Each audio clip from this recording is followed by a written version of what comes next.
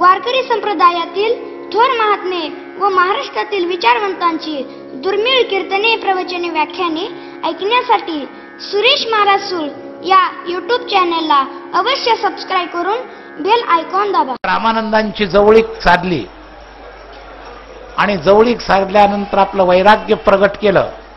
थोडासा आपला खरा इतिहास लपवला. पत्नीबद्दलची काही चर्चाच केली नाही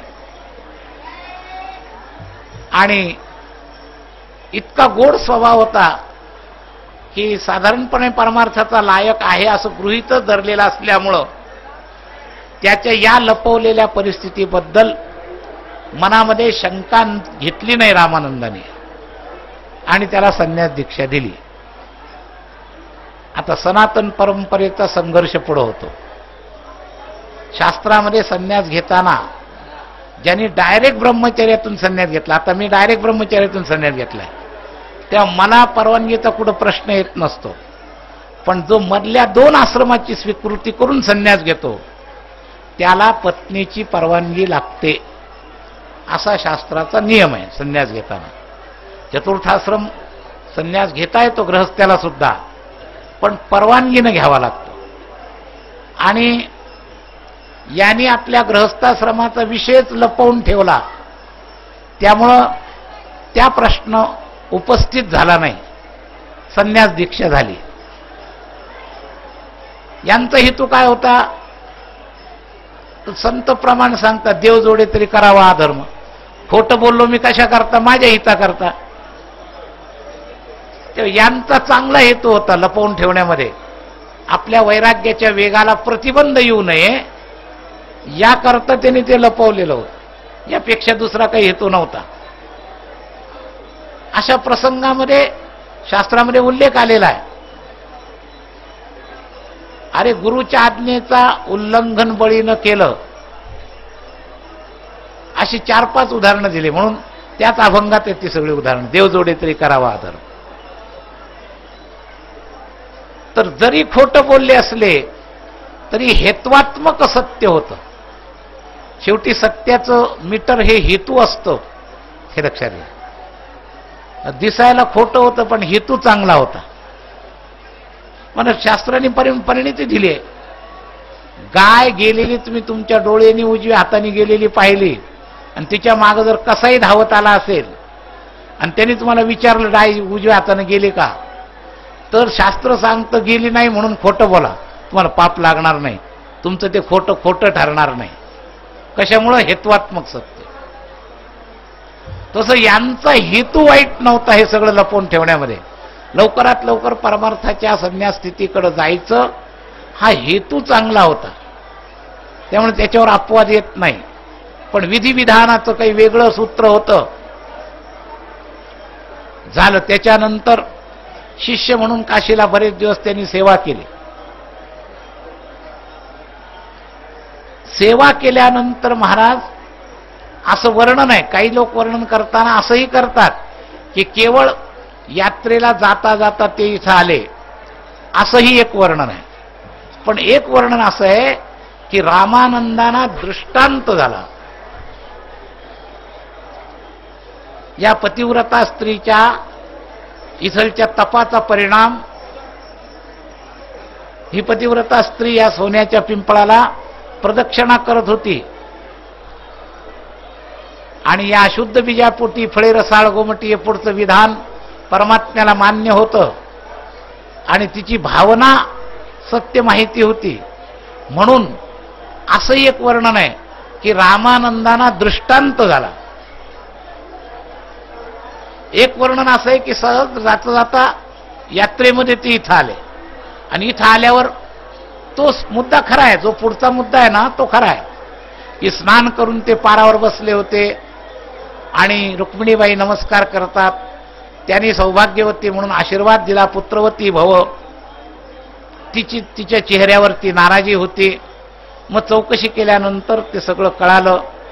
हे खरं आहे. पण त्याबरोबर आळंदीला यायला निघण्याची प्रेरणा जी आहे त्याच्याबद्दल ती सहजता नसून त्यांना दृष्टांत झाला असंही वर्णन आलेलं आहे.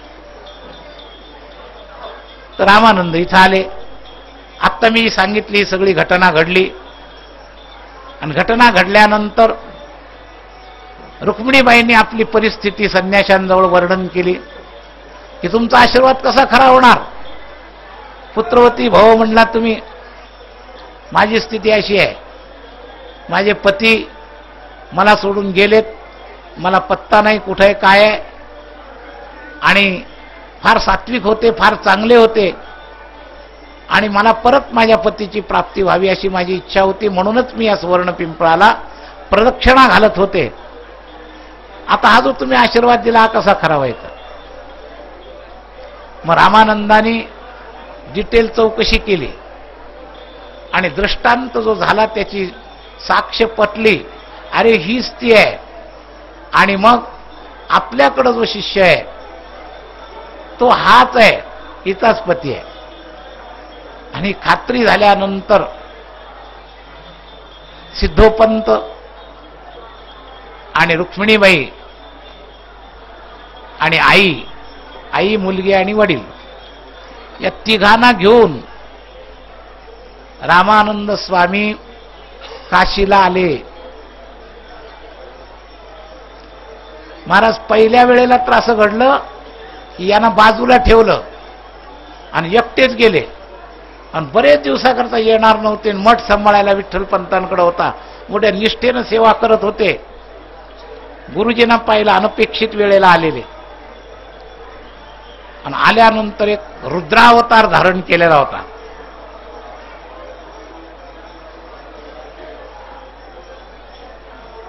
हे तुला खरी खरी माहिती सांग काय ती. त्या रुद्रावतारातूनच ओळखलं होतं यांनी की काहीतरी घोटाळा झालाय.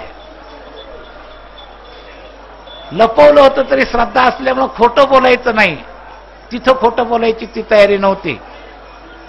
ज्या आवेगातून विचारलं होतं त्या आवेगाच्या पुढं गुरुचा अवमान करणे इतकी बेईमानी त्यांच्यात नव्हती.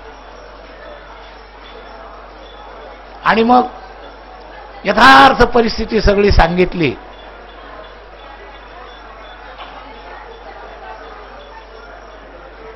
खात्री झाली मी ज्यांना आणलंय त्यांचाच हा मुलगा आहे. आणि मग पहिल्यांदा त्यांना प्रगट केलं नव्हतं, नंतर त्यांना प्रगट केलं. समोर सगळे पाहिले, सगळी परिस्थिती. खोटं बोललेले नव्हते, झाकलं नव्हतं. पहिल्यांदा अजिबात सांगितलं नव्हतं, हे बरोबर आहे, पण खोटं सांगितलं नव्हतं. लपवणं खोट्यापेक्षा कमी अपराधाचं आहे. त्या कमी अपराध होता, पण अपराध होताच. स्वीकृती समोरासमोर झाली.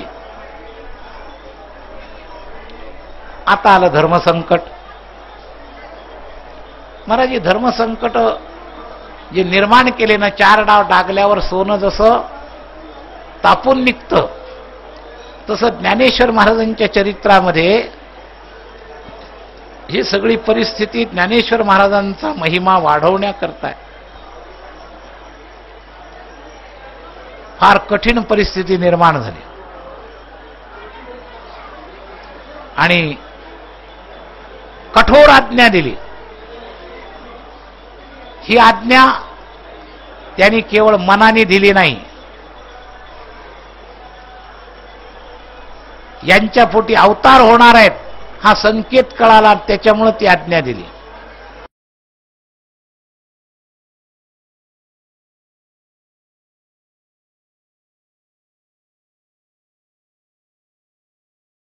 जाताय तोत्रवेत्रैकपाणे ज्ञानमुद्राय कृष्णाय गीतामृतदे नमः.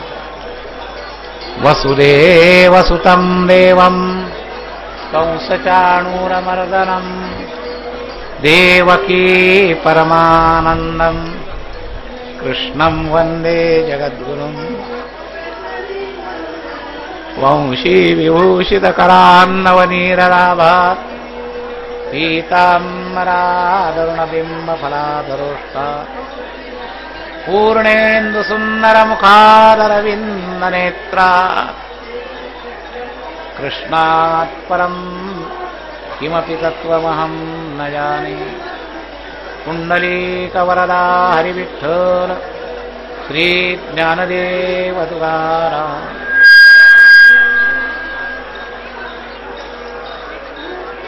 ज्ञानेश्वर महाराज, इंद्रायणी मात की जय.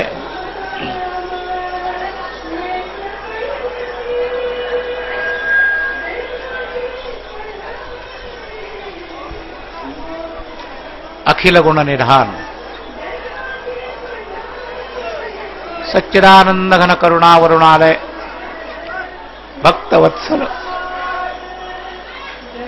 भगवान श्री पांडुरंगाच्या चरणावर मनपूर्वक साष्टांग अभिवादन. आद्याचार्यांपासून अस्मदाचार्यांपर्यंत सकल संत आचार्यांच्या चरणावर साष्टांग अभिवादन करू. आळंदी पंचकृषीमध्ये ज्यांची विशेषत्वानं सत्ता मौजूद आहे असे संत सम्राट ज्ञानराज माऊलींच्या चरणावर साष्टांग अभिवादन.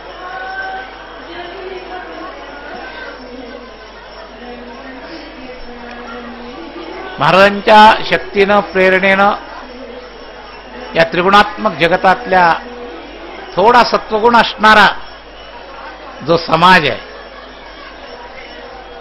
त्या सत्वगुणी समाजाला माऊलीनं पुण्याईनं आपल्याला इथं बोलवून घेतलेला जो इथं असलेला उपस्थित सर्व सात्विक समाज वारकरी मंडळी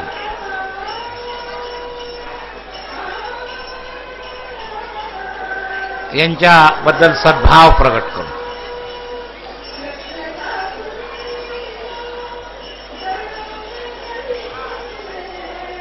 या इंद्रायणी मातेच्या कृपेनं या परिसरामध्ये सुप्त रूपानं समाधिस्थ असलेल्या सर्व जुने पुरातन वारकरी संत मंडळी या सगळ्यांच्या परमकृपेमुळं इंद्रायणीच्या काठावर या त्रिदिवसीय ज्ञानयज्ञामध्ये आजचा पुण्यतिथी महोत्सवाच्या निमित्तातला द्वितीय दिवसाची सेवा आपण प्रारंभ करत आहोत.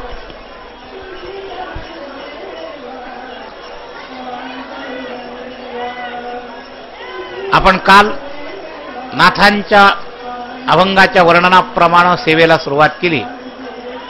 नाथांनी केलेलं ज्ञानेश्वर महाराजांचं यथार्थ वर्णन, कैवल्याचा पुतळा प्रगटला भूतळा, चैतन्याचा जिव्हाळा ज्ञानोबा माझा, साधकांचा मायबाप दरुशने हरे ताप, सर्वाभूती सुखरूप ज्ञानोबा माझा, ज्ञानियांचा शिरोमणी वंद्य जोका पूज्यस्थानी, चिंतकाचा चिंतामणी ज्ञानोबा माझा, चालविली जडभिंती हरली चांगयाची भ्रांती, मोक्ष मार्गीचा सांगाती ज्ञानोबा माझा, रेड्यामुखी वेद बोलविला गर्वद्विजांचा हरविला, शांतिबिंब प्रगटला किंवा मोक्षरूप प्रगटला ज्ञानोबा माझा. तेव्हा उजळली ब्रह्मसाम्राज्य दीपिका, गीतेवरी वर्णिले टीका, विठोबाचा प्राणसखा ज्ञानोबा माझा, गुरुसेवे लागी जाण शरण एका जनार्दन, चैतन्याचे जीवन ज्ञानोबा माझा. या पद्धतीचं आपण हा 7 चरणांचा अभंग चिंतनाला घेतला. त्याच्यातलं एक कॉमन चिंतन म्हणजे ज्ञानोबा माझा या भूमिकेवर मी काल आपल्याला प्रस्तावना सांगितली, ज्याचा विषय 7 चरणामध्ये आलेला आहे. आणि त्या भूमिकेतून संबंध आहे, पण असलेला संबंध विस्मृत होतो, काळ सुद्धा त्याला कारणीभूत होतो. आपण जेवढं वडिलाला आठवतो तेवढं आजोबाला नाही, आजोबाला आठवतो तेवढं पंजोबाला नाही. फक्त पिंडदान करताना पिता पितामह प्रपितामह म्हणून नाव घेतो आपण, त्यांच्यापासूनच आपला अंश असून सुद्धा आपण त्यांना विसरतो. तसं गुरु परात्पर गुरु परमेष्ठी गुरु संत मालिकेमध्ये सुद्धा मालिका आहे. तर या मालिकेतले आद्य म्हणजे ज्ञानेश्वर महाराज. त्यामुळे माझा या स्वरूपामध्ये ते आहेतच, फक्त आपली स्मृती तेवढी तितकी तीव्रतेनं त्यांच्याशी संबंध करत नाही. आणि ती संबंध करण्याकरता संत आपल्याला या वारीच्या निमित्तानं अनेक माऊलींच्या महिमेच्या अभंगाच्या माध्यमातून तो विषय स्मरण करवतात. तर नाथ महाराजांनी आपल्याला मुख्य स्मरण काल करवलेले ज्ञानोबा माझा, आणि यामध्ये आपल्यालाच मुख्य माझेपणा जोडायचा आहे. त्यांनी आपल्याशी माझेपणा जोडलेलाच आहे. त्यांच्या बाजूने अडचण नाही. काल उदाहरण दिलं त्याप्रमाणे देवाच्या बाजूने अडचण नाही. ममएव अंशा, देवाने स्वीकार केलाय.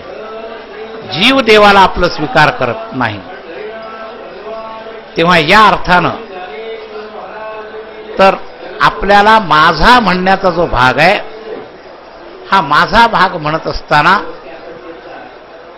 आपल्याला हा विचार करायचा आहे. ही बैठक मी काल आपल्याला सांगितली. 2 चरणावर विशेष विचार झाला. या 7 चरणापैकी महाराज 2 चरणावर त्यांच्या चरित्राचा भाग आलेलाच आहे. चालविली जड भिंती, रेड्यामुखी वेद बोलविला. नंतर विचार असा आहे, काल आपण साधकांचा मायबाप या विषयावर विचार केला. आणि यानंतर आता आपण ज्या चरित्रात घुसलेलो आहोत, या अभंगात सुद्धा 3 चरण चरित्राचे आहेत. गीतेच्या ज्ञानेश्वरी ग्रंथाचं संकेत 6व्या याच्यात केलेला आहे. 5व्या याच्यामध्ये रेड्याच्या वेद बोलवण्याचा केलेला आहे. आणि 4थ्या याच्यामध्ये जड भिंत चालवली हा केलेला आहे. तेव्हा 3, 4, 5 याचीच लिंक आपण पूर्ण चरित्राद्वारे चिंतन करणार आहोत. म्हणजे अभंग तो सोडवल्यासारखाच होणार आहे. चरित्र सांगितलं तरी याच्यातल्या या 3 चरणांचा भाव आपल्या समोर येणार आहे. तर काल आपण कुलपावित्र्याच्या दृष्टिकोनातून वंशचरित्र पाहत होतो. आणि वडिलांच्या चरित्राच्या कुठपर्यंत आपण पोहोचलो, तर विठ्ठलपंतांनी विधिवत प्रायश्चित्त करून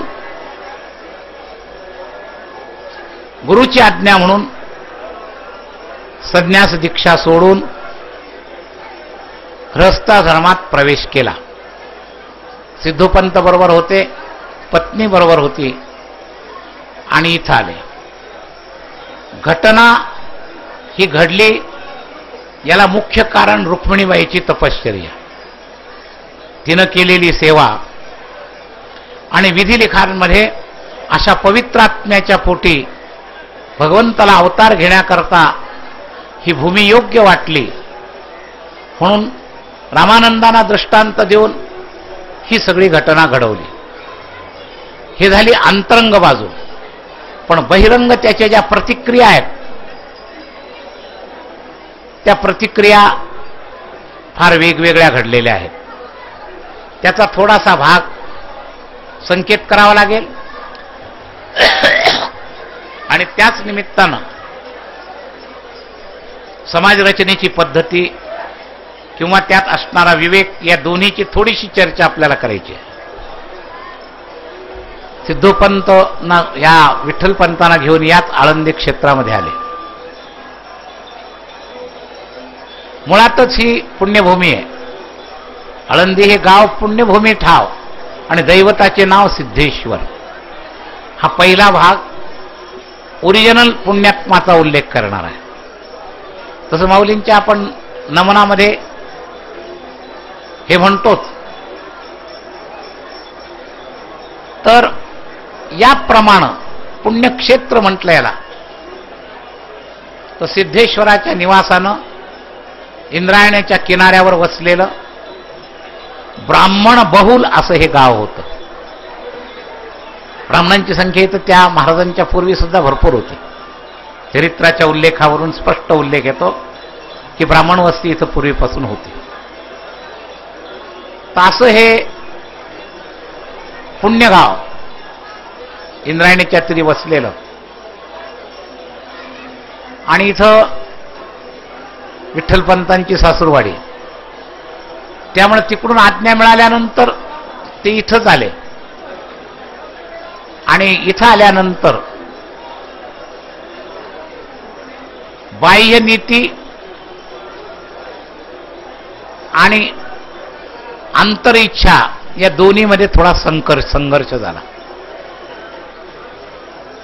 या बाह्य नीतीचा काय संघर्ष झाला ते पाहण्याजोगं, लक्षात घेण्याजोगं. मी बॅलन्सनं सांगणार आहे, एकांगी सांगणार नाही. जो झाला अन्याय तो अन्याय पण म्हणणार आहे, पण लोकांनी त्या अन्यायाला जेवढं झाड बनवलंय तेवढं झाड तुमच्या अंतःकरणात होऊ नये अशी मी काळजी घेऊन ते सांगणार आहे. अन्यायाची अस्वीकृती करणार नाही, परंतु त्याचं केलेलं भांडवल आज जे समाजात रागद्वेष वाढवण्याकरता केलं जातं तेही सज्जन वारकऱ्याच्या अंतःकरणातून कमी व्हावं याकरता तोही काही उल्लेख करणार आहे. तेव्हा इथं आल्यानंतर कोण्याही चरित्र ऐकणाऱ्याला असं वाटेल की इथं महाराजांचा फार छळ झाला, आणि ही वस्तुस्थिती आहे. आपण सामान्य साधक एवढं सहन सुद्धा करू शकणार नाही. केवळ ते मानापमानयो स्तुल्यः या स्थितीवरचे ते महात्मे होते म्हणून त्यांनीच हे सहन केलं. परंतु त्याच्या पाठीमागची जी भूमिका आहे तीही थोडी लक्षात घेण्याजोगी आहे. तो काळ तर सनातन वर्णधर्माच्या व्यवस्थेतला होता. खुद्द आत्ताच्या काळात सुद्धा वर्णव्यवस्था बुडली असली तरी त्याच्या विरोधात समाज आजही सहन करत नाही, ही वस्तुस्थिती आहे. 2, 5, 10% लोक आज लव्ह मॅरेज करतात, त्यांचं कोणी काही वाकडं करत नाही, चाललेत त्यांचे व्यवहार. पण समाजातल्या लोकांची 90% अजून अपेक्षा हीच आहे की लग्न सवर्णीयामध्ये करावं. अजूनही हीच अपेक्षा आहे. म्हणजे एवढा कलीचा प्रभाव झालाय तरी शास्त्राचे काही संस्कार इतके मूळ धरून आहेत की अजून आपल्यातून ते सुटू शकत नाही, आणि ते सुटूही नाहीत, पण अजूनही ती शक्ती आहे. तर त्यावेळच्या काळामध्ये तर त्याचा प्रभाव फार जास्त होता.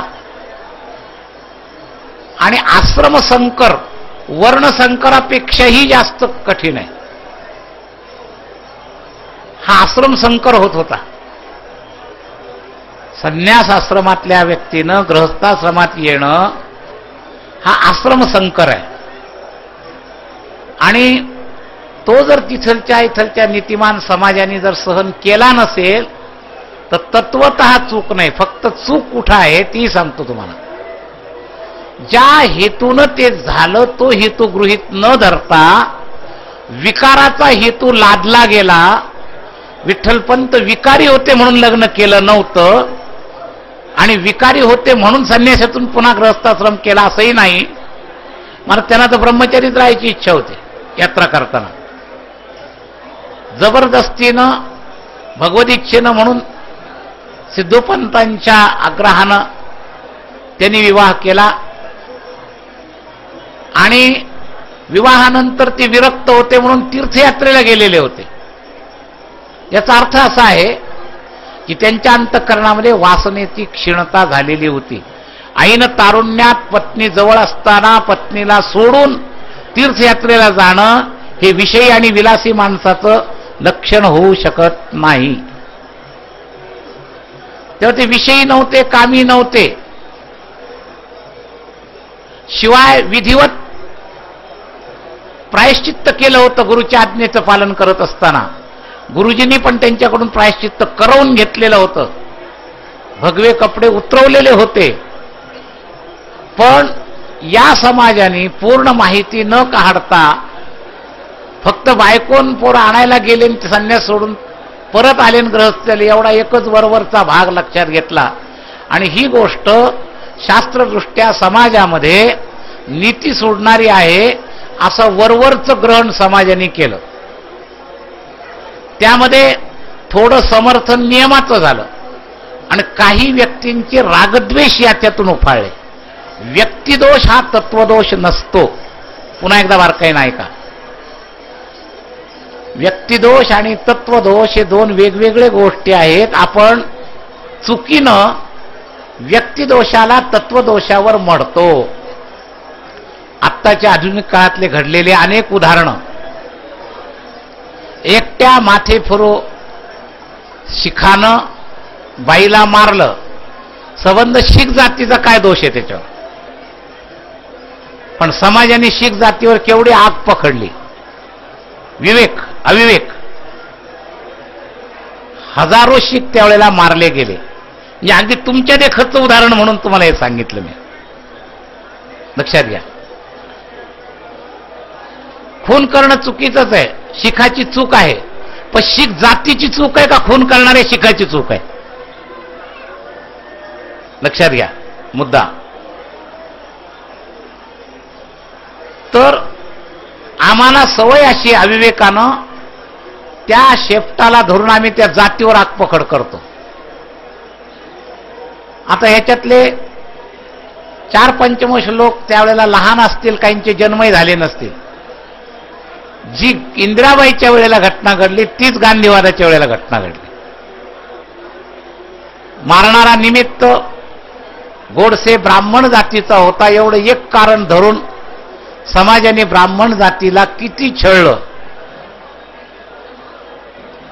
मी का सांगतोय आपल्याला? व्यक्तिदोष तत्वदोषावर म्हणला जातो. ब्राह्मण जात हे तत्व आहे आणि ब्राह्मण व्यक्ती ही व्यक्ती आहे. त्रिगुणात्मक दोष असणाऱ्या यावत मानवामध्ये कोण्याही व्यक्तीकडून त्याच्यामध्ये जर कर्ममिश्रण रजोगुण तमोगुणी असेल तर सत्वगुणी माणसाकडून सुद्धा सत्वगुणी जातीत आला, पण गुण तमोगुणाचे. मग जर आम्ही असं म्हणतो की तमोगुणी माणूस सत्वगुणी झाला तर त्याच्या तमोगुणाकडे पाहू नका, आणि आम्ही पाहत नाही. खालच्या आश्रमात चोखामेळा आले, आज आमचे वंदनीय संत झाले. जरी संबंध जात खालची असली तरी जर गुण आले तर गुणकर्म असे होते. आमच्या वैष्णवांचा सिद्धांत काय आहे? यातायाती धर्म नाही विष्णुदासा, निर्णय तो ऐसा वेदशास्त्री. वैष्णवांकरता यातायात नाही आहे. मग आता तुम्ही विचार करा, व्यक्तिदोष आणि तत्वदोष. जातीनं फक्त एक नीतीचा नियम काही विद्वानांनी मांडला आणि त्रास देणाऱ्यामध्ये काही तमोगुणी ब्राह्मण जे होते तो व्यक्तिदोष होता, तो जातीदोष नव्हता. प्रत्येक गावात 3 गुणाचे लोक राहणार. एका समाजाचे असले तरी, वंजाऱ्याचं गाव असलं, सुताराचं गाव असलं, एका समाजाचं जरी गाव असलं तरी त्याच्यात अंतर्गत भेद गुणाचे असतात की नाही? मग त्यानुसार लोक गावात तसे राहतात की नाही? मग समजा एखाद्या त्या जातीतला खराब माणूस असला तर सबंध जातीला दोष धरायचं काय कारण?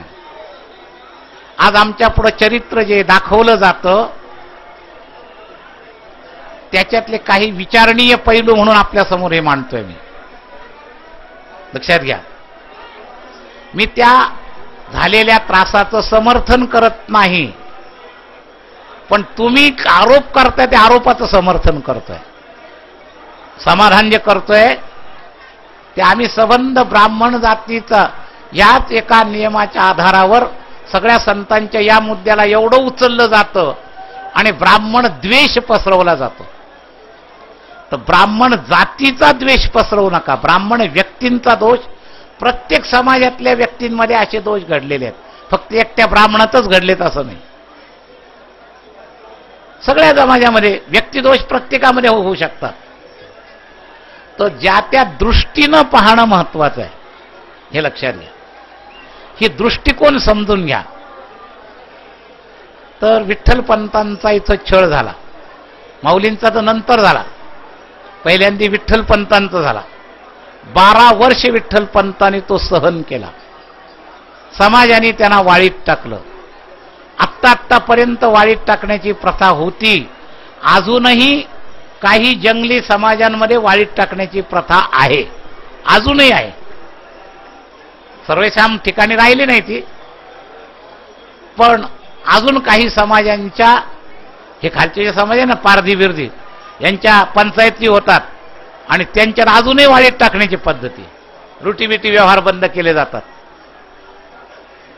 वरच्या समाजात ती आता पद्धत कमी झाली, एकता राहिली नाही, विभाग झाले, सगळे वेगवेगळे झाले, पण समाजाचं एकत्रीकरण सूत्र राहिलं नाही. पण ज्या समाजात कमी आहे आणि त्यांच्या जिथं पंचायती होतात, समाज पंचायती, त्यावेळेला अशा घटना अजून घडण्याच्या पद्धती आहेत. मला सांगायचं एवढंच की विठ्ठलपंतांना वाळीत टाकलं गेलं हे सत्य आहे. त्याकरता त्यांनी गावापासून बाजूला सिद्धबेटाकडं, माऊली तिकडं नंतर राहिले आणि आधी विठ्ठलपंत सुद्धा गावाच्या बाहेर राहिले. कधी कधी समाज दडपण इतकं होतं, माऊलींच्या चरित्रात ते समाज दडपणाचा एवढा परिणाम झाला, ज्या सासऱ्यांनी आणलं नाही इथं त्या सासरे सुद्धा त्यांच्याकडे जाईनाचे झाले. सिद्धोपंतांनी सुद्धा इतकं समाज दडपणाचा परिणाम. आणि विठ्ठलपंतांना वावरणं अवघड झालं. तेव्हा विठ्ठलपंतांनी एक विवेकी विचार केला की इथं अनेक ब्राह्मणांच्या संगतीत राहावं लागते आणि तिथं प्रत्येकाला तोंड देणं शक्य नाही, सगळे बुद्धिमान आहे, त्याच्यापेक्षा आपल्या गावी जाऊ. आपल्या गावी ब्राह्मण वस्ती नाहीये, 1-2च घरं होते त्यावेळेस आपेगावला. आणि म्हणून स्वतः विठ्ठलपंत माऊलींच्या जन्माच्या आधी इथं 11 वर्ष राहून गेलेले आहेत बरं का. लग्न झाल्यानंतर लगेच त्यांना मुलं झालेले नाही. संशोधित पद्धतीनं सामान्य लोकांना माहीत नसणारे लोक हे सगळे एकत्र जोडून देतात. संन्यास घेऊन आले लगेच ही 4 मुलं झाले असं नाही आहे. वयाच्या 46व्या वर्षी पहिला मुलगा झालेला आहे, हे लक्षात घ्या. आणि त्यांना 34-35व्या वर्षी इथं आणलेलं आहे. परत 10-11 वर्षी विठ्ठलपंत एकटे आळंदीत राहत होते आणि उपहासानं राहत होते. आणि लग्न झाल्यानंतर पुढच्या पिढीचं काय होणार या हेतूनं इथं आपल्या मुलांना त्रास होऊ नये म्हणून पहिल्यांदा विठ्ठलपंत आपेगावला गेले. आणि 4ही मुलांचे जन्म आपेगावला आहे. जन्मस्थान आळंदी नाही. काही लोकांचा समज चुकीचा आहे. परत माऊली इथं निवासाला आलेले आहेत, पण जन्मस्थान हे आपेगाव आहे, हे लक्षात घ्या. संशोधनात्मक त्याचा विचार अभ्यास केल्यानंतर हे लक्षात येतं की विठ्ठलपंत इथलच्या या उपहासाला कंटाळून कमी त्रास होईल म्हणून कमी ब्राह्मण समाज असलेल्या आपल्या मूळ गावी जावं. पंजोबापासून तिथलचं राहणं होतंच, तिथंही दैवत होतं. त्र्यंबकपंत हे पंजोबा, त्याच्याही पूर्वीच्या आता खूप पूर्वीची वंशावळ मी आपल्याला सांगत बसत नाही, समय तेवढा नाही आज. तर या पद्धतीनं तिथं घर होतं, तर तिथं गेले विठ्ठलपंत. आणि तिथं गृहस्थाश्रम चालू असताना विठ्ठलपंतांच्या वडिलांनाच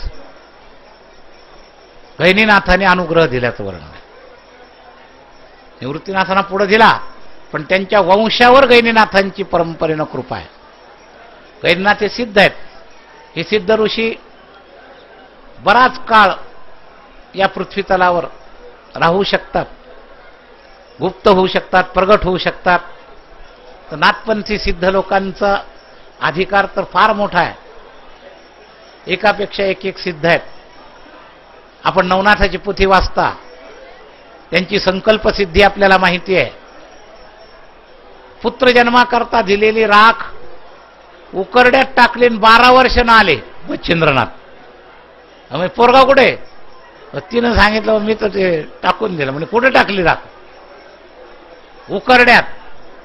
आणि तिथून हाका मारली, तिथून गोरक्षनाथ प्रगट झाले. तेव्हा त्यांच्या सिद्धीची एक उदाहरणं नवनाथाच्या पोथीमध्ये येतात. सगळे सांगत बसायला आपल्याला आता वेळ नाही. अशा सिद्ध परंपरेतले आमचे गोरक्षनाथ महाराज आपेगावला प्रगट होऊन त्यांना अनुग्रह दिलेला आहे. आणि काही ठिकाणी तर असं वर्णन आहे की मच्छेंद्रनाथानेच रामानंदांना दृष्टांत दिला की यांच्या पोटी असे 4 अवतार होणार आहेत, म्हणून तुम्ही हे काम करायला लावा, विठ्ठल पंतांना गृहस्थाश्रम स्वीकार करायला लावा, असंही वर्णन काही ठिकाणी आहे. त्या गैनीनाथांनी रुक्मिणीबाईला सांगितलं तुझ्या पोटी हे 4 अवतार होणार आहेत. आणि त्यानंतर जन्मसालाबद्दल सुद्धा खूप चर्चा आहेत. पण 95, 97, 99 आणि 1 1201 हीच सालं जन्माची सर्वांगीण चर्चेनं स्थिर झालेली आहे. महाराजांचा जन्माचं एक साम्य अवताराशी, तिकडं रामजन्माचं साम्य समर्थांच्या अवताराशी, रामनवमीच्या दिवशी समर्थांचा जन्म झालेला आहे.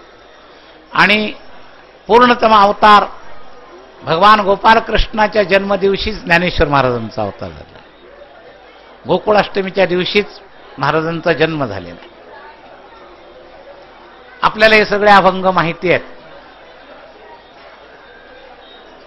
की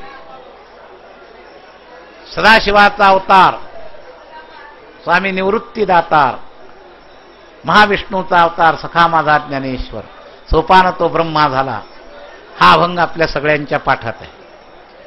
तेव्हा चित्कळा मुक्ताबाई, ब्रह्मदेव सोपानदेव महाराज, महाविष्णू ज्ञानेश्वर महाराज आणि शिवजीच्या रूपानं निवृत्तीनाथ महाराज,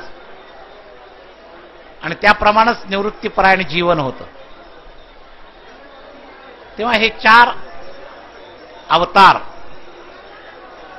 या भूतलावर प्रधान हेतू काय?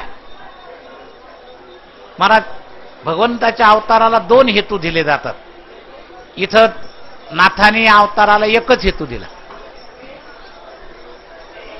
ईश्वर अवताराच्या पाठीमागं विनाशायच्या दुष्कृताम आणि परित्राणाय साधूनाम असे 2 हेतू दिले जातात. नाथाने या अवताराचा हेतू एकच सांगितला, साधकांचा मायबाप, एवढं एकच लक्षात घ्या. साधकांना मार्गदर्शन करण्याकरता हा अवतार झालेला आहे. या अवताराचा मुख्य हेतू आहे साधकांचा मायबाप. आणि मग साधकांच्या विनाशाय दुष्कृती करता संहार नाही केला, संकट दूर करण्याकरता चमत्कार केले, आपलं वैभव दाखवलं. साधकांना जोर येण्याकरता, साधकांची श्रद्धा वाढवण्याकरता, साधकांना प्रतिबंध करणाऱ्या लोकांना भय निर्माण करण्याकरता शक्तीचा वापर करून विनाशाचे दुष्कृताम नाही केलं. ऐश्वर्य शक्ती दाखवून तो प्रभाव वाढवला. म्हणून ज्ञानेश्वर जीवनामध्ये चमत्कार आहेत. याचा हेतू सुद्धा साधकांचा मायबाप याच हेतून आहे. साधकांचं प्रतिपालन करण्याकरताच हे सगळे चमत्कार दाखवलेले आहेत, हे लक्षात घ्या. आपेगावला जन्म झाल्यानंतर निवृत्तीनाथांच्या अनुग्रहाच्या बाबतीत 2 मत आहेत. दोन्ही सत्य असू शकतात. दोन्हीपैकी कोणतंही एक ग्रहण धरलं तर काही फार फरक पडत नाही. त्र्यंबकेश्वरची ब्रह्मगिरी प्रदक्षिणा करता करता निमित्त करून, वाघाच्या निमित्तानं भयभीत करून निवृत्तीनाथांना चुकवला आणि गुहेमध्ये घेऊन अनुग्रह दिला. ही एक प्रसिद्ध कथा आहे.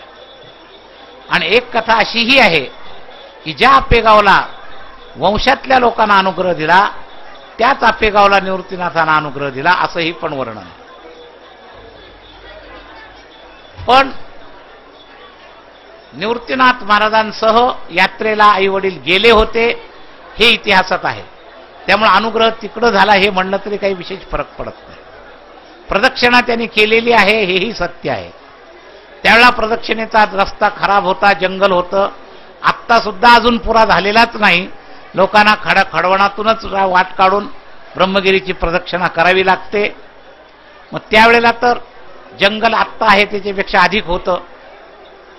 त्यामुळं त्यावेळेला घडलेल्या घटनेचं जे श्रुतचरित्र आहे तसं होण्याची संभावना सुद्धा थोडी सुद्धा टाळण्याचं काही कारण नाही. पण अनुग्रह गहिनीनाथांचा झाला. गहिनी प्रसादे निवृत्ती दातार, ही परंपरा सांगताना आपण चरण पाहतो. ज्ञानदेवा सार चोजविले. तर या सगळ्यांची तीर्थयात्रा झाली. तीर्थयात्रा झाल्यानंतर आळंदीच्याच लोकांकडून आपली आहे ती चूक मांडून कोर्ट कचेरीसारखं जात पंचायत करून याच्यावरून काही उपाय काढावा असा विठ्ठलपंतांना विचार आपल्या मुलांचं भवितव्य पाहून त्यांच्या डोक्यामध्ये आला. आणि ती सगळी मंडळी पुन्हा आळंदीला आली. इतके वर्ष मध्ये जाऊन सुद्धा विस्मृती नव्हती. कारलं तेलात तळा का साखरेत घोळा, ते कडूच राहतं. तर दुष्ट प्रवृत्तीचे लोक जे होते, ज्यांनी इथं छळलं, 100% लोक दुष्टच प्रवृत्तीचे होते असं नाही. काही लोकांनी जरी शास्त्र निर्णय म्हणून त्याचा दोष दिला असला तरी ते जितके या बाबतीत चांगले होते तितके चांगलेही होते. म्हणूनच विसोबा चाटी पुन्हा शिष्य झाले. त्यांच्यात जर चांगुलपणा मुळातच नसता तर हेही घडलं नसतं, हे लक्षात घ्या. तेव्हा मुळातच परंपरेनं सत्वगुण संपन्न असणाऱ्या जातीतले काही सात्विक मंडळी न्याय म्हणून, नियम म्हणून रामेश्वर भट्टांनी निर्णय दिला तुकोबरायांच्या अभंगाबद्दल. तुकोबरायांनी तो मानला. त्यावेळेचे ते वाघोलीचे प्रसिद्ध शास्त्री होते. आणि चमत्कार झाल्यानंतर तितक्याच प्रामाणिकपणाने त्यांचं शिष्यत्व स्वीकारलं. नवे नवे ब्रह्म तुकासी आले असं वर्णन केलं. तेव्हा हाही गुण विसरू नका. तुकोबरायांना वह्या बुडवायला लावल्या एवढा एकच मुद्दा जोर धरू नका. त्यांच्या पट्ट शिष्यापैकी 14 टाळकऱ्यांपैकी 4 टाळकरी ब्राह्मण होते, हे लक्षात ठेवा. म्हणजे त्यांचा आदर समाजाने केलाच नाही असं नाही. एवढंच आहे नियमामधल्या परीक्षा. अरे तुम्ही सोनं विकत घ्यायला गेले तर पक्क आहे का कच्चे का मिक्स आहे पाहता की नाही. मग त्यावेळेला धूर्त असणाऱ्या ब्राह्मण समाजाने हे खरोखरच त्या अधिकाराचे आहेत की नाही, का खरोखर समाजामध्ये काही शास्त्रविरुद्ध गोष्टी वाढतायत, याकडे जर लक्ष देऊन जर काही विचार केला असेल तो 100% त्यांचा रागद्वेष होता असं समजू नका. रागद्वेष असता तर ते रामेश्वर शास्त्री शिष्य झाले नसते. नुसते शिष्य नाही झाले तर ब्रह्माची तुलना तुकोबरायांबरोबर केली. विष्णूची तुलना, तुका म्हणे विष्णू नाही जुदा, म्हणे रामेश्वर भट्ट द्विजा.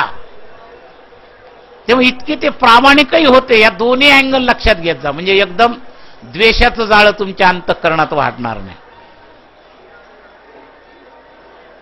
कोणते तरी उदाहरणं मतलबी द्यायचे आणि फक्त जातीविषयी द्वेष पसरवायचा असं एककल्ली काम करू नका. वस्तुस्थिती सगळी नीट समजून घ्या. तर त्या नीतिशास्त्राच्या नियमानुसार त्यांना जर तपासलं असलं तर फार चुकीचं नाही. शेवटपर्यंत या दोन्ही महापुरुषांनी द्वेष ठेवला नाही. हे होतेच तसे म्हणून नाही ठेवला, लक्षात घ्या. शेवटी नामदेव महाराज नातू झाले विसवाचे. त्याला त्या विसवा चाटीचं गुरुत्व त्याला स्वीकारायला लावलं. नामदेवांना त्यांचं गुरुत्व स्वीकारायला लावलं. आणि केवढी ब्रह्मनिष्ठा मिळवली होती. जिथं पाय ठेवील तिथं शिवलिंग निर्माण करून दाखवलं. ही काही निष्ठेतली साधी गोष्ट तुम्ही समजता काय? निष्ठेची एक उच्च लेवल. तेव्हा फक्त एका अँगलनं तुम्ही चरित्र पाहू नका. आपण वारकरी आहात, वैष्णव आहात. वैष्णवाच्या अंतःकरणामध्ये रागद्वेषाला स्थान नसावं. तर रागद्वेषपूर्वक ह्या गोष्टी पाहू नका. आज किती खाली आलंय. जे ज्ञानेश्वर महाराज संबंध विश्वाच्या कल्याणाची प्रार्थना करतात ते ज्ञानेश्वर महाराज ब्राह्मण होते म्हणून त्यांच्याशी द्वेष करणारा धर्माचार्य वारकरी निघायला लागलेत. किती गोष्ट कठीण आहे. कीर्तनकार, धर्माचार्य मी त्यांना का म्हणतो तर कीर्तनकार, प्रवचनकार असे भेद पाडायला सुरुवात केली. म्हणून तुकोबराय ज्यांचं वर्णन करतात, कौतुक करतात, तुका म्हणे ज्ञानेश्वरा, आम्ही लिहून टाकलं तुका म्हणे विश्वंभरा. काय द्वेष आहे हा द्वेष काय उपयोगाचा आहे? आपला पाया असणारे महाराज आपल्याबद्दल त्यांची किती सहानुभूती आहे. जे खळांची व्यंकटी सांडो, दुरितांचे तिमिर जाहो, असे विश्वात्मक ज्ञानेश्वर महाराज. हे विश्वची माझे घराचे म्हणणारे ज्ञानेश्वर महाराज. आता विश्वात्मके देवे अशी निष्ठा असणारे ज्ञानेश्वर महाराज. आणि यावत भूतळांकरता ज्ञानेश्वर महाराजांच्या बद्दल नाथ महाराज म्हणतायत की कशेत नाथ महाराज ज्ञानेश्वर महाराज, भलतिया भावे शरण जाता भेटे, न पाहे याती कुळाचा विचार. अनुग्रह करताना हा विचार सुद्धा ज्यांनी केला नाही. पतितांवर अनुग्रह केला. यात्रेचा प्रसंग उद्याच्या ह्याच्यात करायचे सांगेल, आज नाही वेळ पुरला तर. पण इतके उदार हृदयाचे, उदार एक संत जगी, वागविती अंगी सामर्थ्य, काय महिमा वर्णोतीन, पातकी पावन तरती जगी. पातकांना पवित्र करून घेणारे ज्ञानेश्वर महाराज. आणि आम्ही अशा पद्धतीचे फाटे पाडतो. तुकोबाराय लहान नाहीत, ज्ञानेश्वर महाराज लहान नाहीत, दोन्ही ब्रह्मतुलनेचे. कैवल्याचा पुतळा म्हणणं काय आणि तुकिता तुलनेसी ब्रह्म तुकाचे आले म्हणणं काय. तुका विष्णू नाही तुझा. महाराज मी ह्याविषयी सांगताना तुकोबारायाविषयी नितांत आदर ठेवून हे सांगतोय. पण आमचे लोक नको त्या विषयानं जातीपातीचे महाराज लोक करून टाकतात. इतकं खालच्या अवस्थेला आलेलं आहे. काही भागात, काही सप्त्यात, काही जातीचेच महाराज बोलवतो. इथपर्यंत रागद्वेष आता आलेला आहे. अशी विलक्षण विचित्र अवस्था आहे. महाराज आपण ज्या संप्रदायात आहोत त्या संप्रदायाचं तत्वज्ञान फार उदार, फार श्रेष्ठ आहे हे लक्षात ठेवा. हा इतका खालचा रागद्वेष वैष्णवाला तर बिलकुल शोभा देत नाही. तसं कोण्याच मानवाला शोभा देत नाही, पण त्यातले त्यात वैष्णवाला तर बिलकुल शोभा देत नाही. हा रागद्वेष सोडा. थोडा विचार वाढवला. कशा करता? ज्ञानेश्वर महाराजांचं चरित्र ऐकत असताना काही लोकांच्या डोक्यातून तुमच्यावर ब्राह्मण ब्राह्मणी तर द्वेषाचं बीज लावलं जातं. ब्राह्मणांनी एवढा त्रास दिला, ब्राह्मणांनी एवढा त्रास दिला. कोणाला दिला? ब्राह्मणांनी ब्राह्मणालाच त्रास दिला. तुम्हाला तर नाही दिला त्यावेळेला. तुम्हाला एवढी चर्चा करायचं काय कारण? ज्ञानेश्वर महाराज हे ब्राह्मणच होते, ते तरी कुठं दुसरे कोणी होते. पण आम्ही नको त्या मुद्द्याचं शेपूट घेतो, उपयोग करतो आणि काहीतरी आपलं बोलत असतो. खरं चरित्र निर्मळ दृष्टीनं पहा. महाराजांना त्रास झाला हे मलाही मान्य आहे, त्याच्याबद्दल वादच नाही. पण ह्या सगळ्या भूमिका पाहायला पाहिजेत. या व्यक्तिद्वेषानं झालेले चुका आहेत आणि व्यक्तिद्वेषाच्या चुका या व्यक्तीच्या चुका आहेत. असं आहे. या तात्विक चुका नाहीत. आज हजारो मण दुधाचा अभिषेक ज्या माऊलींच्या समाधीवर होतो, त्या माऊलीला एक खापर मिळू नये. कोणाला दुःख होणार नाही. दुःख होण्याजोगी गोष्ट आहे. परंतु त्याबरोबर अविरोध वृत्तीची विचार पाहिजे. रागद्वेषात्मक वृत्ती नको. त्या मुक्ताईला खापर मिळालं नाही. भिक्षेमध्ये खडे टाकावेत इथपर्यंत द्वेष लोकांनी छळलं. अर्थात याबरोबर जसं त्यांना कष्ट झाले तसंच त्यांचं संतत्व अधिक खुललं. कस लावल्यावर सोन्याच्या 100 नंबरी सोन्याचं जसं महत्व वाढतं तसं महत्व माऊलींचं आज आहे. संतत्वाची परीक्षा, समतेचा सिद्धांत, धीरगंभीरतेचा समुद्र. मुक्ताईला वाईट वाटलं, पण धीरगंभीर असणाऱ्या समुद्रासारखे ज्ञानेश्वर महाराज, तिचंही वाईट वाटणं बंद व्हावं याकरता योग सामर्थ्यानं त्याने आपलं पाठ लाल केले आणि तू तुझी इच्छा पुरी कर. मांडे भाजले, तिचंही समाधान केलं. अशा आमच्या ज्ञानेश्वर महाराजांचं हे जे चरित्र आहे फार विशालतेनं भरलेलं आहे. रागद्वेषाचा विचार न करता या चरित्राकडे पहा. चरित्र नायकाशी केंद्रित होऊन चरित्र पहा. रामायण पाहताना रामाशी केंद्रित होऊन चरित्र पहा. कैकेयीनं असे वर कसे मागितले आणि कैकेयी कशी दुष्ट होती. रामायणात जर तुम्ही कैकेयीच्या बाबतीत निरीक्षण केलं रामायणाच्या चांगल्या बारकाव्याच्या अंतःकरणातून तर असं उत्तर सापडतं, कैकेयीनं आपल्या मनानं नाही केलं.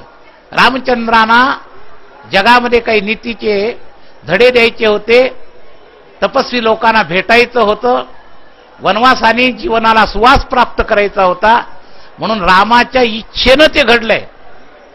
रामायणात त्याचे उल्लेख येतात. एक प्रसंग असा येतो फार कठीण आणि त्याचं उत्तर या विघ्नेश्वरी देवीनं स्वतः दिलंय. ज्या विघ्नेश्वरी देवीनं विघ्न करण्याची दुर्बुद्धी त्या मंथरेच्या माध्यमातून कैकेयीपर्यंत घुसवली, त्या विघ्नेश्वरीनं परत एकदा देवतांनी त्या विघ्नेश्वरीला विघ्न करायची प्रार्थना केली. तो प्रसंग कुठे आहे? चित्रकूट मधून जेव्हा आणायला गेले ना भरत, तेव्हा देवता लोकांना वाटलं आता आपलं काम होणार नाही. भरत म्हणल्यावर राम परत आल्याशिवाय राहणार नाही, म्हणून देवतांनी परत त्या विघ्नेश्वरीला प्रार्थना केली की तू या संकल्पात विघ्न कर. तेव्हा त्या विघ्नेश्वरीनं त्याचं उत्तर दिलंय. ती विघ्नेश्वरी असं म्हणाली की मी आत्ता तर करणारच नाही, पण त्याही वेळेला मी माझ्या मनानं ते काम केलं नाही. खुद्द कैकेयीच्या बुद्धीत घुसण्याच्या वेळेला सुद्धा मी माझ्या मनानं हे काम केलं नाही, रामाने मला हे काम करण्याचा संकेत केला होता म्हणून मी केलं, असं उत्तर दिलेलं आहे. फार रामायणातला सुप्त प्रसंग आहे. तर कधी कधी बोलणारी व्यक्ती आपल्या इच्छेनं बोलत नाही, बोलविता धनी वेगळाची. एखाद्या व्यक्तीला त्रास द्यायला लावण्याला सुद्धा भगवद्विधान कारणीभूत असतं, हे लक्षात घ्या. त्याच्यातून त्याचा विकास घडवायचा असतो, त्याचा प्रकाश घडवायचा असतो, त्याचा प्रभाव दाखवायचा असतो.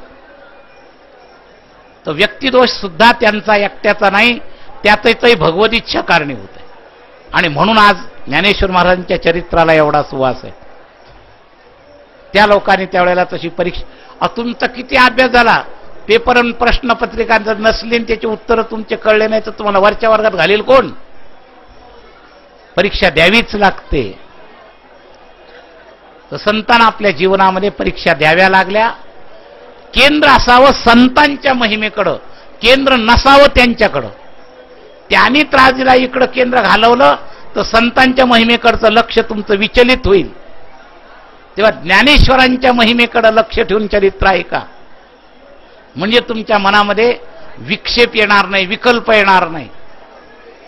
आपल्या मनातले रागद्वेष आपण त्यांच्यावर मढवतो, मुळात मनात कुठेतरी असतं आणि या निमित्तानं मग आपण ते सगळं करत असतो. लक्षात घ्या. महाराज शास्त्र ते शास्त्र पद्धतीनं चालत असतं.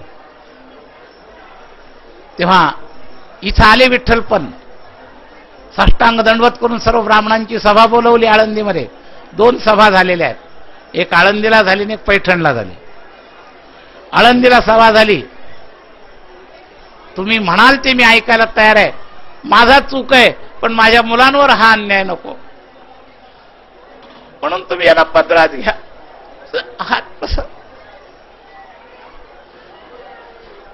पण त्यावेळेचे केवळ नीतीला पकडणारे कठोर मंडळी पाझरली नाहीत, पण सभा असल्यामुळं आणि स्वतःचा अधिकार समजत असल्यामुळं आपण एवढे विद्वान नाही, आपण एकदम निर्णय देणं चुकीचं आहे, ही ब्याद टाळायची. म्हणून आळंदीच्या ब्राह्मणांनी निर्णय घेतला की आमच्या कक्षेतला हा विषय नाही, याचा निर्णय तुम्ही पैठणच्या ब्राह्मणांकडून करून आणा.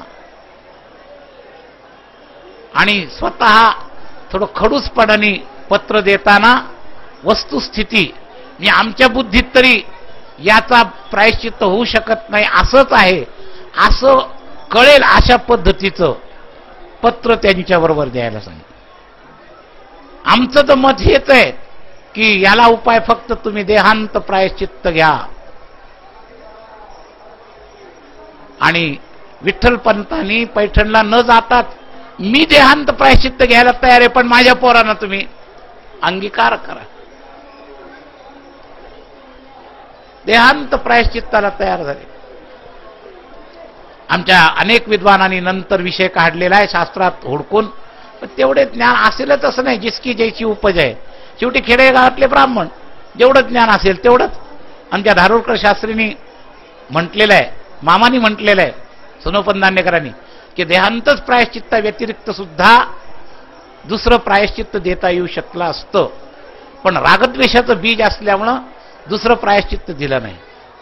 3 चांद्रायण कृच्छ चांद्रायण व्रत केले असते तर याचं प्रायश्चित्त होऊ शकत होतं शास्त्राप्रमाणे, परंतु त्यांना समाजात परत घ्यायची इच्छा नव्हती. या मुद्द्यामुळं ते इतर पोट प्रायश्चित्ताचा त्याने अभ्यासही केला नाही आणि एवढंच सांगितलं की देहांत प्रायश्चित्ताशिवाय याला प्रायश्चित्त नाही. शेवटी विठ्ठलपंतांनी ते अंगीकार केलं आणि अंगीकार केल्यानंतर त्यावेळेला सगळी यात्रा करून इथं आले. त्यावेळेला निवृत्तीनाथांचं वय 11 वर्षाचं होतं, ज्ञानेश्वर महाराजांचं वय 9 वर्षाचं होतं, सोपानदेवाचं वय 7 वर्षाचं होतं आणि आमची मुक्ताची मुकली 7 वर्ष. फक्त 7, 9, 5, 7, 9 आणि 11 अशी वय होते महाराज. अशा वयामध्ये घरंदाज काही इस्टेट होती असं नाही, भिक्षा मागून खावं. महाराज घरंदाज व्यक्तीला पैशाच्या आधारावर थोडी चिंता कमी असते, दुसरं कमावतं कोणी नाही. आणि छोटी छोटी पोरं, पण धन्य आमचे विठ्ठलपंत ज्यांनी गुरु आज्ञेला एवढी किंमत दिली, तितकीच किंमत शास्त्रज्ञाची समजून निर्णय घेतला की बस आपल्याला देहांत प्रायश्चित्त निर्णय केला. निर्णय पत्नीला समजावून सांगितलं, आपल्या मुलांकरता देहाचा त्याग करायला दोघंही तयार झाले. आणि याच क्षेत्रातून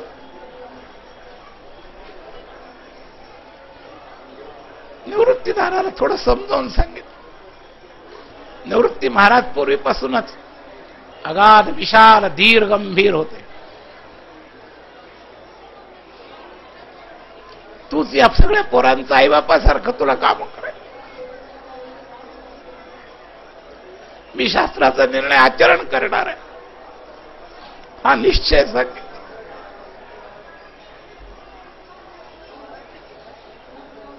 आपलं अंतःकरण कठोर केलं. महाराज खरे आचार संपन्न, तस्मात शास्त्रम प्रमाणंते कार्याकार्य व्यवस्थित हो. स्वतः माऊलींनी समर्थन केलंय, शास्त्र म्हणेल ते सांडावे, ते राज्यही तृण मानावे. माऊलींचं सुद्धा शास्त्रात नेला एवढं समर्थन आहे. आणि तोच आचार आमच्या विठ्ठलपंतांनी कठोर निर्णय आचरायचं ठरवलं. आणि दोघं आई वडील निर्णय करतात आणि या 4ही मुलांना रात्रीच्या रात्री 12 वाजता महाराज ज्ञानोबाला समजावून सांगितलंय, निवृत्तीनाथांना समजावून. मुक्ताईचं वय समजण्याचं नव्हतं, 5 वर्षाची जी मुक्ता ओक्सा रडू. रुक्मिणीबाईंना सगळ्यात जर वियोगाचा त्रास झाला असेल तर मुक्ताईला सोडताना माझी इच्छा मुकली. तरी शास्त्राज्ञेचा विजय करायचा ठरवलेला. शास्त्राचार कधी कधी किती कठोर आचरण करायला शिकवतो, पण निष्ठा असेल तर जीवानी तो करावा, हाच त्याचा चांगला अर्थ आहे. दोघं आई वडील या सगळ्या मुलांना एकमेकाच्या कुशीत टाकून रातोरात निघून गेले. आकाश फाटल्यासारखं व्यवहारदृष्ट्या, अध्यात्मदृष्ट्या यांचा अधिकार वेगळा होता, पण व्यवहारदृष्ट्या आकाश फाटल्यासारखं संकट यांच्यावर. त्या संकट स्थितीमध्ये आई वडील निघून गेले, सरळ प्रयागला गेले. प्रयाग हे स्थळ असं आहे की ज्या ठिकाणी आत्महत्या केल्याचं पातक लागत नाही. शबरीच्या चरित्रामध्ये याचं वर्णन आहे. शबरीचा पूर्वजन्माचा उल्लेख येतो. शबरी पूर्वजन्मी एक राणी होती. मीराबाईला जसं राज्यकाळ भजनाला काही थोडा आडवा झाला, राजघराण्याच्या मर्यादेनुसार तिला त्रास व्हायचा, साधू संतांबरोबर ती भजन करायला लागली तर लोक नावं ठेवायचे. तुळशीदासांना तिने पत्र पाठवून विचारलं होतं. मग शेवटी तुळशीदासांनी एका दोह्यात उत्तर पाठवलं, जाके प्रियन राम वैदेही ताको तजी कोटी वैरी सम यद्यपि परमसनी. परमसैनी असली तरी त्यात. मग मीराबाई वृंदावनला गेली. तशी घटना शबरी मागच्या जन्मी मोठी राणी होती आणि तिला भजनात आडवं यायला लागलं. एका पंडिताला विचारलं की मला हे राणी पण नकोय, सर्व सुखाचं केंद्र असणारं, मला भजन होत नाही, परमार्थाला आडवं येते, काय करू? मला जीव द्यावा वाटतो पण आत्महत्येचं पातक लागेल. तेव्हा त्या पंडितांनी सांगितलं एक जागा अशी आहे की आत्महत्येचं पातक लागत नाही, आणि ती जागा म्हणजे त्रिवेणी संगम. अर्थात हा पत्ता तुम्हाला दिला तरी आता तुम्हाला तिथं सहज जीव देता येईल असं नाहीये, व्यवस्था फार आहे तिथं, आणि तिथं प्राण जायला सुद्धा माणसाची फार तयारी लागते मला. तर त्या राणीनं उडी टाकली आणि तीच पुढच्या जन्मी शबरी झाली आणि तिला भगवंताचा एवढा मोठा सहवास मिळाला.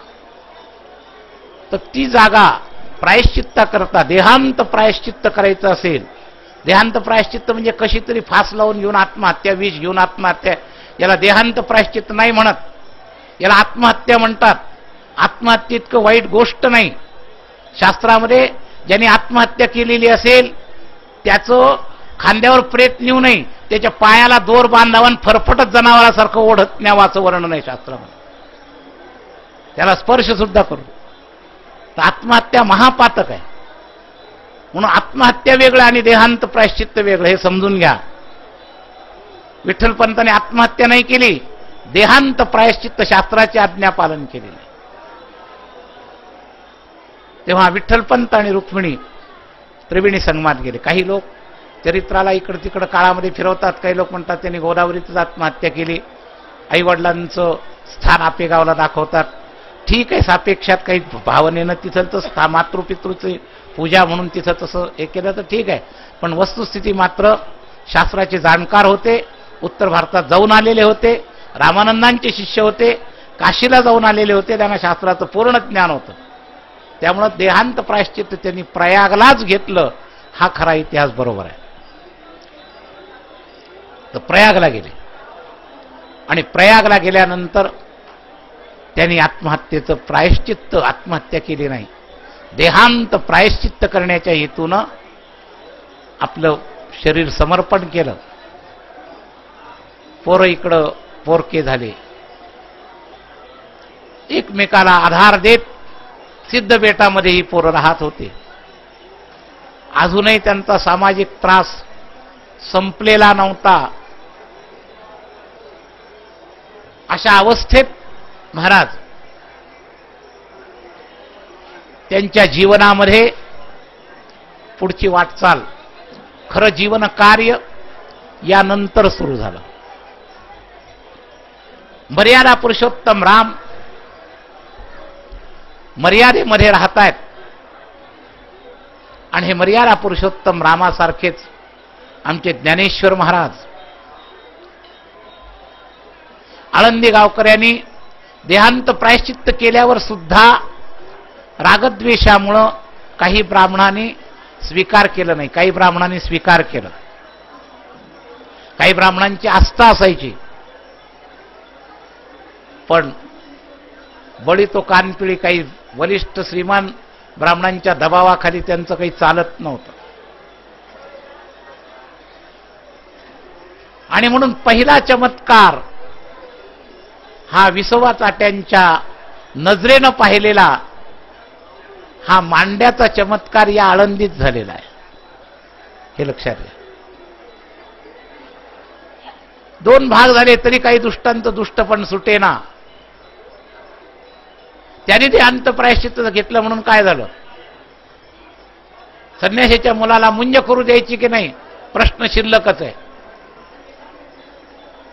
निवृत्तीनाथांनी एकमेकांतामध्ये एकांतात म्हणावं, ज्ञानोबांनी विषय काढावा की वडिलांनी आपल्याला पावन करून घेण्याकरता देहांत प्रायश्चित्त घेतलं, तेव्हा आपण सुद्धा शास्त्रशुद्ध पद्धतीनं मौंजी संस्कार करायला पाहिजे. निवृत्तीनाथ निवृत्तीपरायण होते. अरे म्हणजे काय गरज आहे, नाही झाली म्हणजे तर काय फरक पडतो. पण ज्ञानेश्वर महाराजांचा विचार वेगळा होता, सामाजिक लेव्हलचा विचार होता. बऱ्याच गोष्टी भगवान रामचंद्रांनी समाजाकरता केलेल्या आहेत.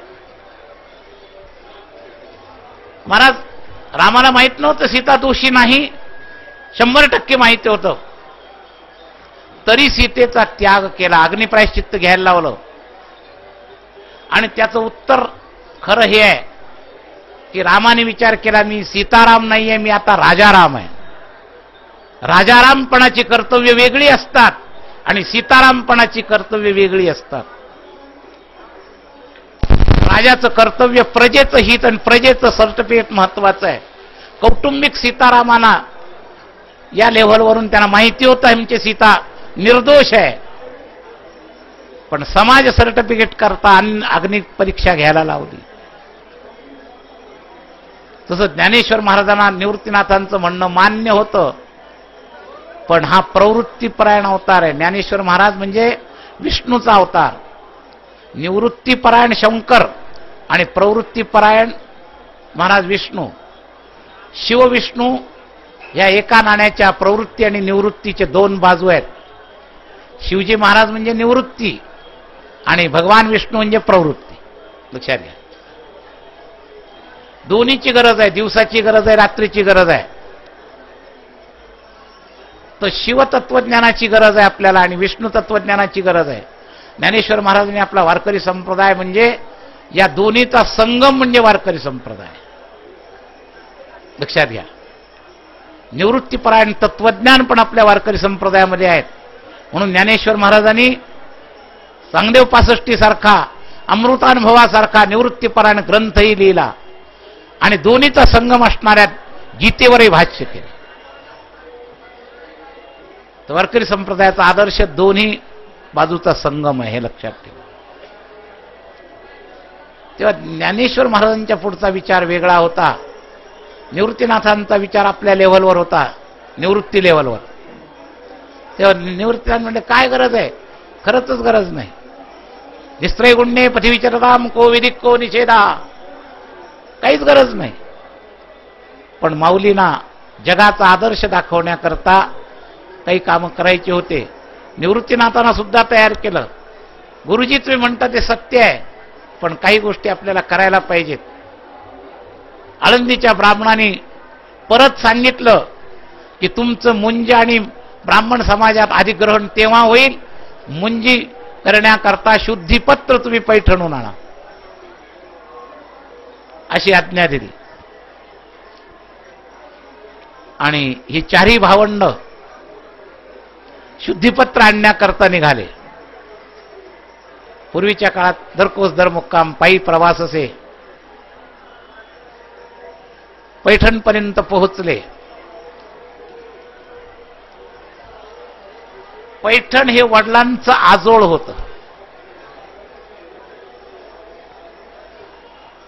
पैठणला ज्ञानेश्वर महाराजांच्या नात्यातले विठ्ठलपंतांचे मामा राहत होते. त्यांचं नाव कृष्णाजी पंत. ही पोरं कृष्णाजी पंताकडे गेली. कृष्णाजी पंताला आपला भाचा देहांत प्रायश्चित्ताकडे गेला एवढंच माहिती होतं, त्याच्या पुढचं काही माहित नव्हतं. पोरं झाले हेही माहिती होतं, पण त्यांची आणि या अजय मामाची कधी गाठ नव्हती. कृष्णाजी पंतांचं घर विचारत गेले. कृष्णाजी पंत थकलेले होते आणि घरासमोरील 4 पोरं उदास असल्यासारखी लुंगी नेसणारी भिकाऱ्याच्या अवस्थेत 4ही पोरं गेली. परिचय दिला. एका बाजूने खूप आनंद झाला. 4ही पोरांना आत घेतलं. आळंदीच्या ब्राह्मणाने यांना शुद्धीपत्राकरता पत्र दिलं होतं, पण ते असं खोचक दिलं होतं की तिथलच्या ब्राह्मणाने सुद्धा शुद्ध करून घेऊ नये अशा भाषेतलं ते पत्र होतं. आमचा तर निर्णय हाच आहे, हे शुद्ध होऊ शकत नाही अशा अर्थाचा संकेत करून ही संन्यासाची मुलं आहेत. संन्यास प्रायश्चित्त घेऊन झालेत असं नाही लिहिलं, फक्त संन्यासाची मुलं आहेत. एका शब्दात सुद्धा खोच बदलता येते, लक्षात घ्या. तेव्हा पत्र दिलेलं होतं. कृष्णाजी पंतांजवळ ते पत्र दिल्यानंतर गोतावळ्यातला आत्मीयता जागी झाली. पोरांना आशीर्वाद दिला. पोरांना जवळ घेतलं. मी तुमच्याकरता प्रयत्न करेन. मी ब्राह्मण सभा बोलवील. माझ्या भाच्याच्या पोरांना शुद्धीपत्र मिळालं पाहिजे. कृष्णाजी पंत सुद्धा विद्वान ब्राह्मण म्हणूनच पैठणला होते.